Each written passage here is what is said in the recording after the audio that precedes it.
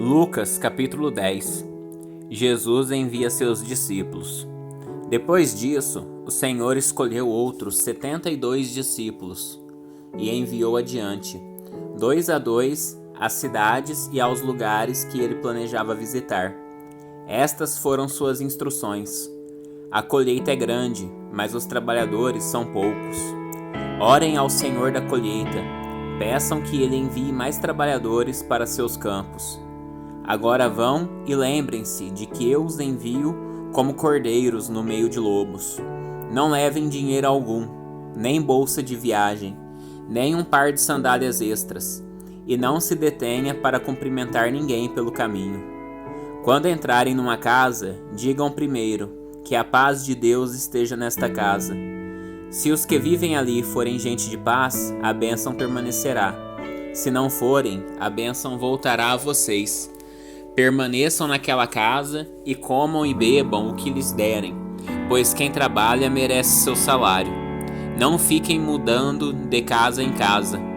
Quando entrarem numa cidade e ela os receber bem, comam o que lhes oferecerem. Curem os enfermos e digam-lhes: agora o reino de Deus chegou até vocês. Mas se uma cidade se recusar a recebê-los, saiam pelas ruas e digam: limpamos de nossos pés até o pó desta cidade, em sinal de reprovação. E saibam disto: o reino de Deus chegou. Eu lhes garanto que no dia do juízo, até Sodoma será tratada com menos rigor que aquela cidade. Que aflição as espera, Corazim e Betsaida! Porque se nas cidades de Tiro e Sidom tivessem sido realizados os milagres que realizei em vocês, há muito tempo seus habitantes teriam se arrependido e demonstrado isso vestindo panos de saco e jogando cinza sobre a cabeça. Eu lhes digo que, no dia do juízo, Tiro e Sidom serão tratadas com menos rigor que vocês. E você, Cafarnaum, será elevado até o céu? Não, descerá até o lugar dos mortos. Então ele disse aos discípulos: quem aceita sua mensagem também me aceita. E quem os rejeita, também me rejeita.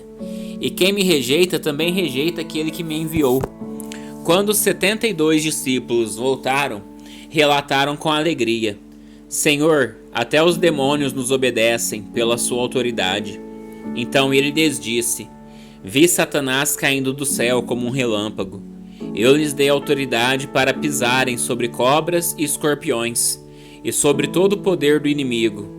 Nada lhes causará dano. Mas não se alegrem, porque os espíritos impuros lhes obedecem. Alegrem-se, porque seus nomes estão registrados no céu. Naquele momento, Jesus foi tomado da alegria do Espírito Santo e disse: Pai, Senhor dos céus e da terra, eu te agradeço, porque escondeste essas coisas dos que se consideram sábios e inteligentes, e as revelaste aos que são como crianças. Sim, Pai, foi do teu agrado fazê-los assim. Meu Pai me confiou todas as coisas. Ninguém conhece verdadeiramente o Filho a não ser o Pai, e ninguém conhece verdadeiramente o Pai a não ser o Filho, e aqueles a quem o Filho escolhe revelá-lo. Então, em particular, ele se voltou para os discípulos e disse: felizes os olhos que veem o que vocês viram. Eu lhes digo, muitos profetas e reis desejaram ver o que vocês têm visto e ouvir o que vocês têm ouvido, mas não puderam.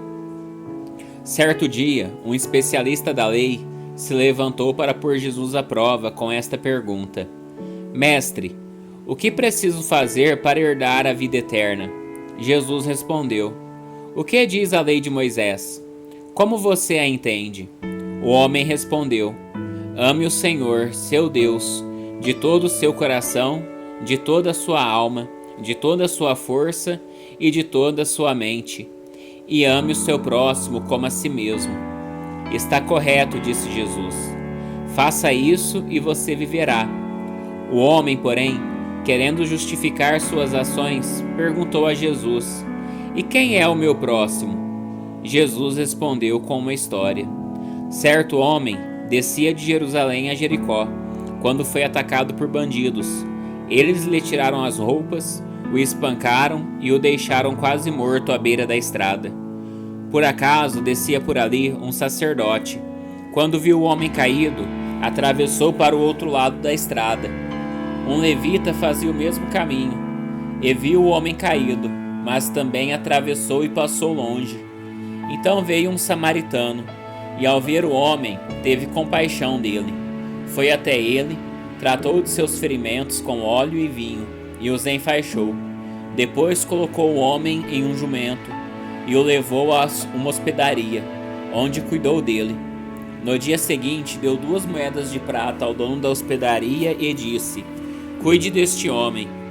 Se você precisar gastar mais com ele, eu lhe pagarei a diferença quando voltar." "Qual desses 3 você diria que foi o próximo do homem atacado pelos bandidos?" perguntou Jesus. O especialista da lei respondeu: "Aquele que teve misericórdia dele." Então Jesus disse: "Vai e faça o mesmo." Jesus visita Marta e Maria. Jesus e seus discípulos seguiram viagem e chegaram a um povoado onde uma mulher chamada Marta os recebeu em sua casa. Sua irmã Maria sentou-se aos pés de Jesus e ouvia o que ele ensinava. Marta, porém, estava ocupada com seus muitos afazeres. Foi a Jesus e disse: "Senhor, não incomoda que minha irmã fique aí sentada, enquanto eu faço todo o trabalho? Diga-lhe que venha me ajudar." Mas o Senhor respondeu: "Marta, Marta, você se preocupa e se inquieta com todos esses detalhes. Apenas uma coisa é necessária. Quanto a Maria, ela faz a escolha certa, e ninguém tomará isso dela." Lucas capítulo 11. Ensino sobre a oração. Certo dia, Jesus estava orando em determinado lugar. Quando terminou, um de seus discípulos lhe disse: "Senhor, ensine-nos a orar, como João ensinou aos discípulos dele." Jesus disse: "Orem da seguinte forma: Pai, santificado seja o teu nome. Venha o teu reino. Dá-nos hoje o pão para este dia e perdoa os nossos pecados, assim como nós perdoamos aqueles que pecam contra nós, e não nos deixes cair em tentação." E ele prosseguiu: "Suponha que você fosse à casa de um amigo à meia-noite para pedir 3 pães, dizendo: Um amigo meu acaba de chegar para me visitar, e não tenho nada para lhe oferecer. E ele respondesse lá de dentro: Não me perturbe, a porta já está trancada e minha família e eu já estamos deitados. Não posso ajudá-lo. Eu lhes digo que, embora ele não o faça por amizade, se você continuar a bater a porta, ele se levantará e lhe dará o que precisa, por causa da sua insistência. Portanto, eu lhes digo: peçam e receberão, procurem e encontrarão, batam a porta e a porta lhes será aberta. Pois todos que pedem recebem, todos que procuram encontram, e para todos que batem a porta é aberta. Vocês que são pais, respondam: se seu filho lhe pedir um peixe, você lhe dará uma cobra? Ou se lhe pedir um ovo, você lhe dará um escorpião? Portanto, se vocês que são pecadores sabem como dar bons presentes a seus filhos, quanto mais seu Pai no céu dará o Espírito Santo aos que lhe pedirem. Certo dia, Jesus expulsou um demônio que deixava um homem mudo. E quando o demônio saiu, o homem começou a falar. A multidão ficou admirada, mas alguns disseram: é pelo poder de Beelzebu, o príncipe dos demônios, que ele expulsa os demônios. Outros exigiram que Jesus lhes desse um sinal do céu para provar sua autoridade.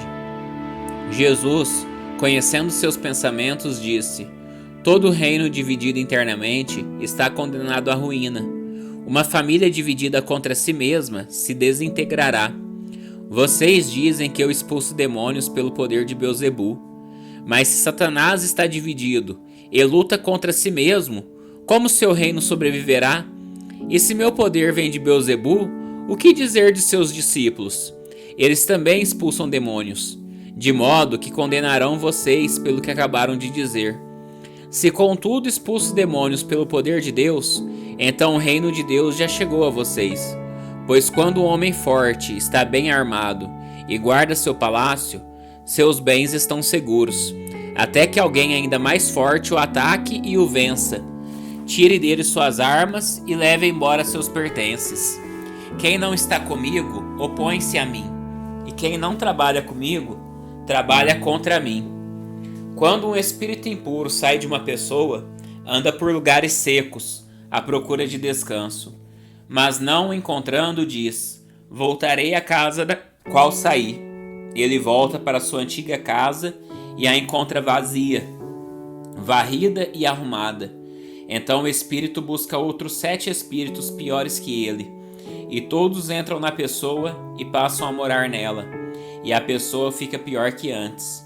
Enquanto ele falava, uma mulher na multidão gritou: feliz é sua mãe, que o deu à luz e o amamentou. Jesus, porém, respondeu: ainda mais felizes são os que ouvem a palavra de Deus e a praticam. Enquanto a multidão se apertava contra Jesus, ele disse: esta geração perversa insiste que eu lhe mostre um sinal, mas o único sinal que lhes darei será o de Jonas. O que aconteceu com ele foi um sinal para o povo de Nínive.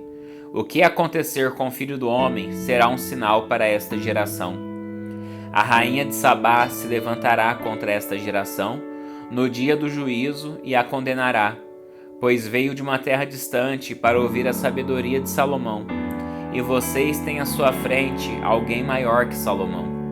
Os habitantes de Nínive também se levantarão contra esta geração no dia do juízo e a condenarão, pois eles se arrependeram de seus pecados quando ouviram a mensagem anunciada por Jonas, e vocês têm à sua frente alguém maior que Jonas. Não faz sentido acender uma lâmpada e depois escondê-la ou colocá-la sob um cesto. Pelo contrário, ela é colocada num pedestal, de onde sua luz é vista por todos que entram na casa. Seus olhos são como uma lâmpada, que ilumina todo o corpo. Quando os olhos são bons, todo o corpo se enche de luz, mas quando são maus, o corpo se enche de escuridão. Portanto, tomem cuidado para que sua luz não seja, na verdade, escuridão. Se estiverem cheios de luz, sem nenhum canto escuro, sua vida inteira será radiante, como se uma lamparina os estivesse iluminando. Quando Jesus terminou de falar, um dos fariseus o convidou para comer em sua casa. Ele foi e tomou lugar à mesa. Seu anfitrião ficou surpreso por ele não realizar primeiro a cerimônia de lavar as mãos, como era costume entre os judeus.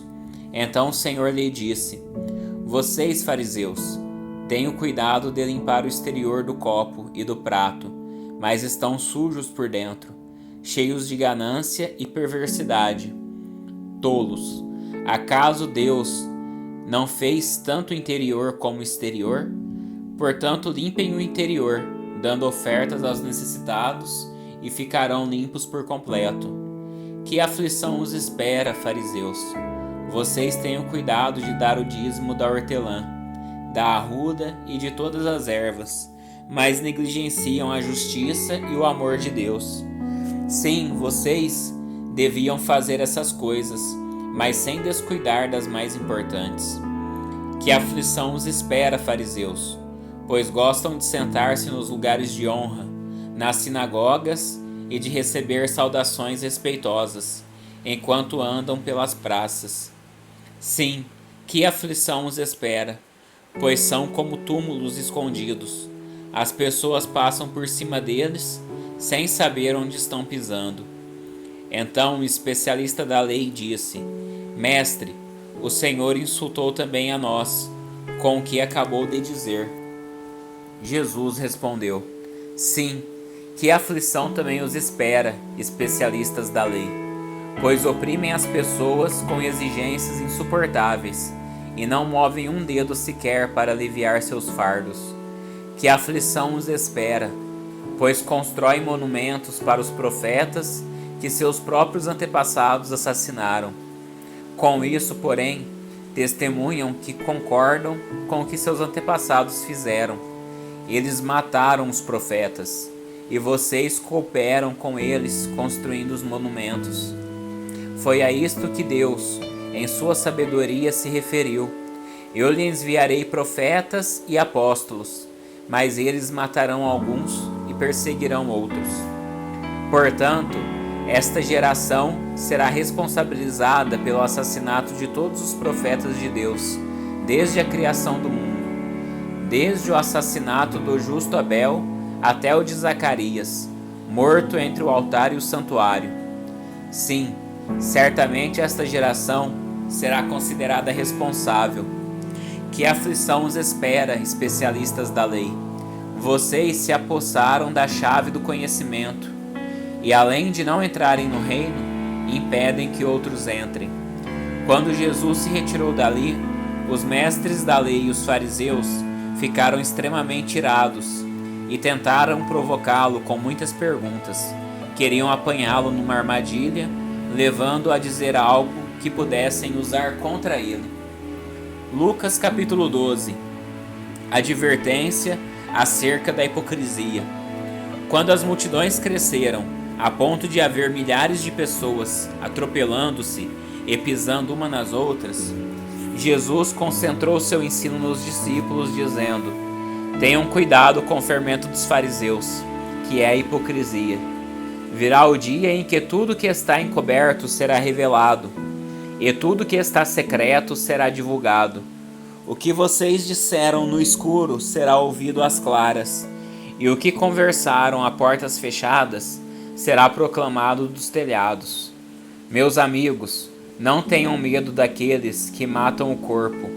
Depois disso, nada mais podem lhes fazer. Mas eu lhes direi a quem devem temer. Temam a Deus, que tem o poder de matar e lançar no inferno. Sim, a esse vocês devem temer. Qual é o preço de 5 pardais? 2 moedas de cobre? E no entanto Deus não se esquece de nenhum deles. Até os cabelos de sua cabeça estão todos contados. Portanto, não tenham medo. Vocês são muito mais valiosos que um bando inteiro de pardais. Eu lhes digo a verdade. Quem me reconhecer aqui, diante das pessoas, o Filho do Homem o reconhecerá na presença dos anjos de Deus. Mas quem me negar aqui, será negado diante dos anjos de Deus. Quem falar contra o Filho do Homem será perdoado, mas quem blasfemar contra o Espírito Santo não será perdoado. Quando vocês forem julgados nas sinagogas e diante dos governantes e das autoridades, não se preocupem com o modo como se defenderão, nem com o que dirão, pois o Espírito Santo, naquele momento, lhes dará as palavras certas.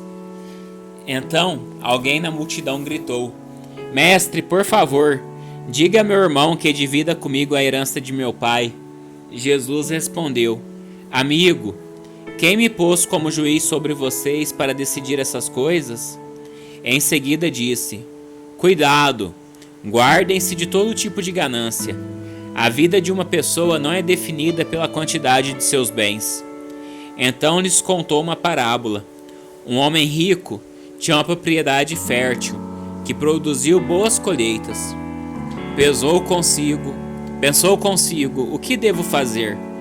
Não tenho espaço para toda a minha colheita. Por fim disse: já sei, vou derrubar os celeiros e construir outros maiores. Assim terei espaço suficiente para todo o meu trigo e meus outros bens. Então direi a mim mesmo: amigo, você guardou o suficiente para muitos anos. Agora descanse, coma, beba e alegre-se. Mas Deus lhe disse: louco, você morrerá esta noite, e então quem ficará com o fruto do seu trabalho? Sim, é loucura acumular riquezas terrenas e não ser rico para com Deus. Então, voltando-se para seus discípulos, Jesus disse: por isso eu lhes digo que não se preocupem com a vida diária, se terão o suficiente para comer, ou com o corpo, se terão o suficiente para vestir. Pois a vida é mais que comida, e o corpo é mais que roupa. Observem os corvos. Eles não plantam nem colhem, nem guardam comidas em celeiros, pois Deus os alimenta, e vocês valem muito mais que qualquer pássaro. Qual de vocês, por mais preocupado que esteja, pode acrescentar ao menos 1 hora à sua vida? E se não podem fazer uma coisa tão pequena, de que adianta se preocupar com as maiores? Observem como crescem os lírios. Não trabalham, nem fazem suas roupas. E, no entanto, nem Salomão em toda sua glória se vestiu como eles. E se Deus veste com tamanha beleza as flores, que hoje estão aqui e amanhã são lançadas ao fogo, não será muito mais generoso com vocês, gente de pequena fé? Não se inquietem com o que comer e o que beber. Não se preocupem com essas coisas. Elas ocupam os pensamentos dos pagãos, de todo o mundo. Mas seu Pai já sabe do que vocês precisam. Busquem, acima de tudo, o reino de Deus, e todas essas coisas lhes serão dadas. Não tenham medo, pequeno rebanho, pois seu Pai tem grande alegria em lhes dar o reino. Vendam seus bens e deem aos necessitados. Com isso ajuntarão tesouros no céu, e as bolsas no céu não se desgastam nem se desfazem. Seu tesouro estará seguro.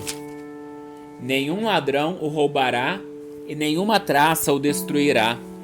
Onde seu tesouro estiver, ali também estará seu coração. Estejam vestidos, prontos para servir, e mantenham suas lâmpadas acesas, como se esperassem o seu senhor voltar do banquete do casamento. Então poderão abrir-lhe a porta e deixá-lo entrar no momento em que ele chegar e bater.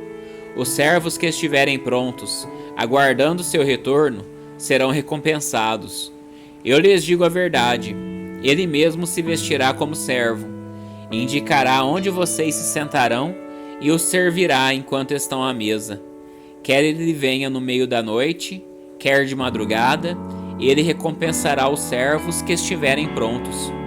Entendam isto: se o dono da casa soubesse exatamente a que horas o ladrão viria, não permitiria que a casa fosse arrombada. Estejam também sempre preparados, pois o Filho do Homem virá quando menos esperam. Então Pedro perguntou: Senhor, essa ilustração se aplica apenas a nós ou a todos nós?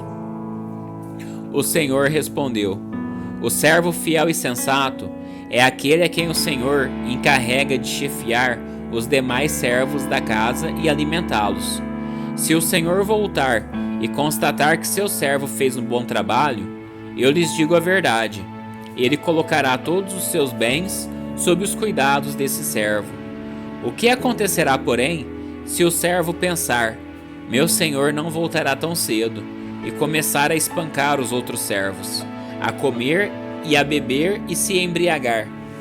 O senhor desse servo voltará em dia em que não se espera e em hora que não se conhece. Cortará o servo ao meio e lhe dará o mesmo destino dos incrédulos. O servo que conhece a vontade de seu senhor e não se prepara nem segue as instruções dele, será duramente castigado. Mas aquele que não o conhece e faz algo errado, será castigado com menos severidade. A quem muito foi dado, muito será pedido, e a quem muito foi confiado, ainda mais será exigido. Eu vim para incendiar a terra, e gostaria que já estivesse em chamas. No entanto, tenho de passar por um batismo, e estou angustiado até que ele se realize. Vocês pensam que vim trazer a paz à terra? Não, eu vim causar divisão. De agora em diante, numa mesma casa, 5 pessoas estarão divididas, 3 contra 2 e 2 contra 3. O pai ficará contra o filho e o filho contra o pai, a mãe contra a filha e a filha contra a mãe, a sogra contra a nora e a nora contra a sogra. Então Jesus se voltou para a multidão e disse: quando vocês veem nuvens se formando no oeste, dizem: vai chover, e tem razão. Quando sopra o vento sul, dizem: hoje vai fazer calor, e assim ocorre. Hipócritas, Sabem interpretar as condições do tempo na terra e no céu, mas não sabem interpretar o tempo presente. Por que não decidem por si mesmos o que é certo? Quando você e seu adversário estiverem a caminho do tribunal, procurem acertar as diferenças antes de chegar lá. Do contrário, pode ser que o acusador o entregue ao juiz e o juiz a um oficial, que o lançará na prisão. Eu lhe digo, você não será solto enquanto não tiver pago até o último centavo.